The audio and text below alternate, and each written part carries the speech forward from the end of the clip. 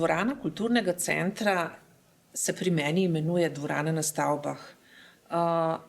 To je dvorana oziroma to je prostor, hala, ki sem ga prvič obiskala kot zelo majhna punčka.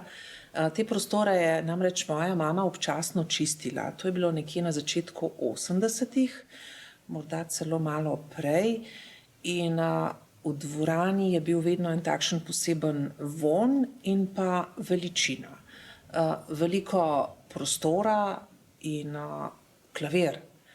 V dvorani je stal klavir, iz katerega sem tako na skrivaj in seveda s kar strahospoštovanjem izvabljala tone, za katere sem si želela, da bi kdaj lepo zveneli. Ampak to je že druga zgodba. Dvorana na stavbah je potem kasneje seveda postala Dvorana kulturnega centra, ki jo z velikim veseljem obiskujem in za katero si želim,